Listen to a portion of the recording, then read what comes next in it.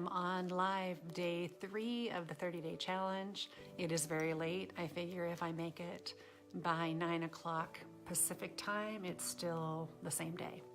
So I'm kind of getting the idea about why lives are so important, because it teaches you about the things that happen during a day and trying to schedule things and prioritize. And I had to think about that. And if you can hear my cat going crazy in the background, he's doing his crazy scramble around the upstairs because he thinks he's hunting. So his name's Ernie, and he's been with us a while, and we love him. So I am here in my house, and behind me, I stayed here where I belong, where I think I belong today. Behind me is my great-grandmother's crazy quilt that was done at the turn of the century. There was around the World's Fair, the first World's Fair, when China and Japan were involved, and there were all kinds of silk, velvet, corduroy quilts made with all kinds of different appliques on top. So she made this. This was a sign of wealth during that time. We believe she made this to keep warm because the back is made out of very heavy quilt material, and my mom gave me this about a year ago, and so it's hanging in our new cabin. So I'm here, and I'm trying not to be distracted by my cat because he's going crazy. We haven't been here all day since I was with my mom, so he's more like a dog than a cat. He gets very lonely. So we'll see how things go. So I did want to say thank you to all of you who have made comments about my mom. Any of you who know me know that I'm a pretty private person, and I inherited that from her. So I appreciate that all of you have sent words of kindness and hope for her. She did great. She's back home. That's why I'm so late. We got her home and situated, and of course she wouldn't let me stay with her tonight. So I am back in my beautiful cabin in Winthrop, and so today's talk, I mentioned yesterday, if any of you listened, that I was going to talk about, so what do you do with work-life balance, and how do you manage to make it all happen, and how do you continue to realize your dream? And I said that I would talk about, so what happened next? What did I do? Before that, I realized there was one step that needed to happen before that, which is, how do you know when your kind of stress has become out of control? Because I'm a Libra by background or by birth, and so I am I very much believe in balance and the scales and the whole bit.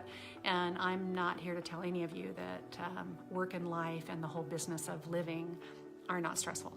Life is stressful.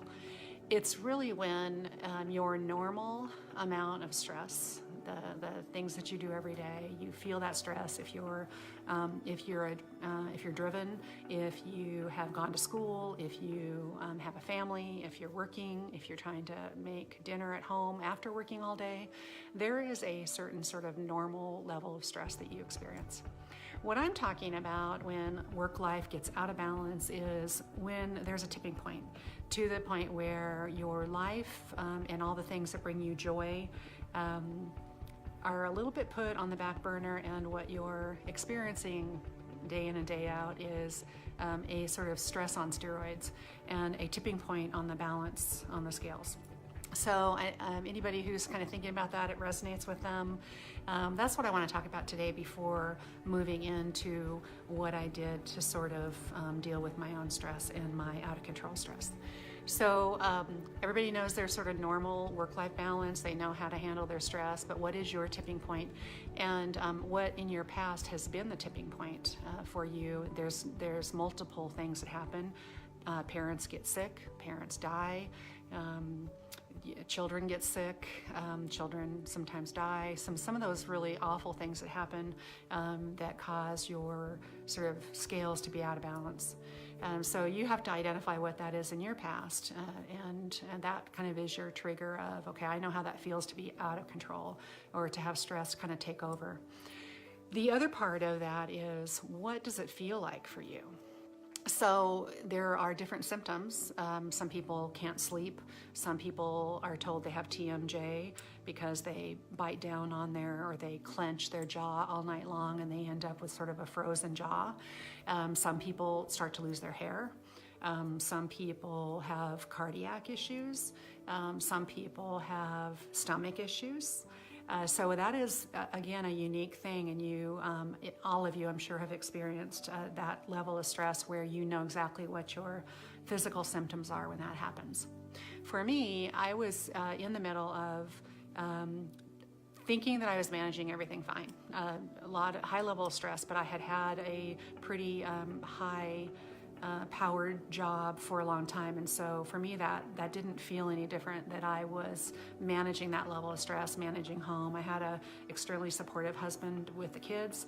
I flew all the time, and so I knew that I had a stressful job, but I loved it, and I was sort of powered by that, fueled by that stress. But at some point, things got a little bit out of control, and some of my symptoms were when I would speak in public, which was a pretty normal thing for me to do in my job, and present data and answer questions and sort of be under the gun in front of my executive team. That was sort of normal stress. But as I started to kind of get out of control, what happened was my level of stress also spun out of control. And my symptoms were, I found it very, very hard to relax, to get control.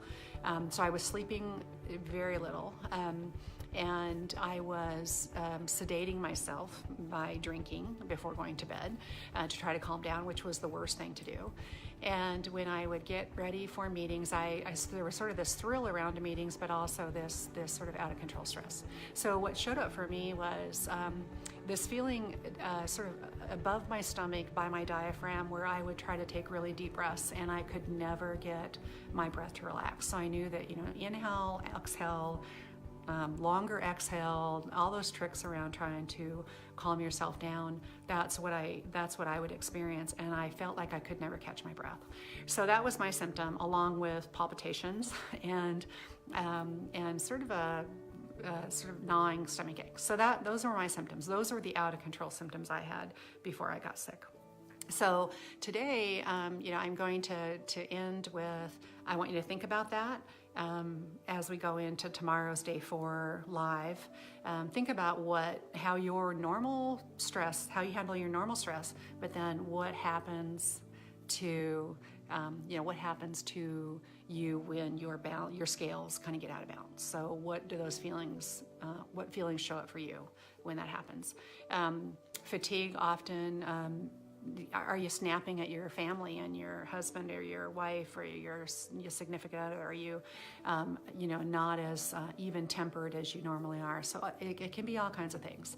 So I'm going to end today's Facebook Live with just a little bit of a comment about why I'm doing what I'm doing.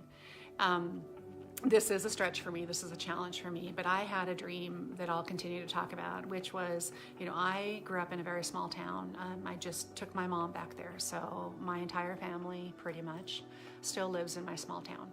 I got away to Seattle to go to school, to a university, and got a 4-year degree. And that was a very big deal at the time because nobody had gone to a 4-year degree in my family. My aunts and uncles were nurses. My grandmother was a nurse. My mom was a nurse. But nobody had gone, at least in my immediate family. I was the first to go to a 4-year degree program. So that was a very big deal. And if it hadn't been for a scholarship that was given to me in high school, I wouldn't have done that either. I would have stayed in my small town. So I have this dream that eventually I will fund a scholarship program for young women, young people who are interested in going to a 4-year degree program and kind of getting away from the rural area long enough to be exposed to the city in hopes that they'll come back to their small town and be a significant contribution to their small town. So that's my kind of long-term dream. What I've done so far is, many of you already know, but there is a book out there. It's called The Nightingale Gene, and it is in bookstores now. So it's very, very exciting. That just happened last Tuesday. You can find it at Barnes & Noble, you can find it at Amazon, you can find it at Powell's Books in Portland, Oregon. Indies Books has the book, so there's all kinds of places you can find the book now. But the story was really around work-life balance, being a caregiver, being a nurse, what happens when stress gets out of control, and what I ultimately did to try to get myself back under control. So starting tomorrow during the live, I will bring up a little bit of chapter 1, which is around worth, self-worth, how you value yourself compared to other people, what kind of gets you into trouble as far as if you have some self-doubt or some worth issues, what that means to you as you go along. And I certainly had self-doubt, worth issues myself. But that didn't stop me from being successful. It didn't stop me from going to school. But deep down, those were the thoughts that I was always having about myself. And what that does is, or at least what it did for me, was it made me live small. I kind of hid out in all kinds of ways, and we'll talk about that tomorrow. But what I want to end today's live with is just a great story about being at Central Valley Hospital in Wenatchee. Great little community hospital, and the nursing, I felt like I wanted to tell a story about the nursing and how alive and well, wonderful, beautiful, gracious nurses are. My mom was so well taken care of by 2 great men, male nurses, both having gone to the Wenatchee Valley College to become nurses. And Skylar, if you ever listen, this is a shout out to you. Russ today, we had so much fun. But what it made me think about is there are still nurses that take time and that are very patient and that are teachers, and they are gentle. And my mom needed that, and I needed it. So we had a great night last night. Our nurse was great. He put both of us to bed, shut the lights down, did everything around the IVs so they wouldn't alarm. And then, he looked at us on the monitor while mom was sleeping, but he let her sleep, and he, skipped the middle of the night vital signs because she was on a monitor and he could watch her. But it was a beautiful experience, and she was so happy, and she wrote their names down, and I am sure we will do something to thank the nurses at Central. But anyway, this is long-winded, and we'll start up again tomorrow. Thank you for listening, and for tonight, I'm out. Bye, everybody.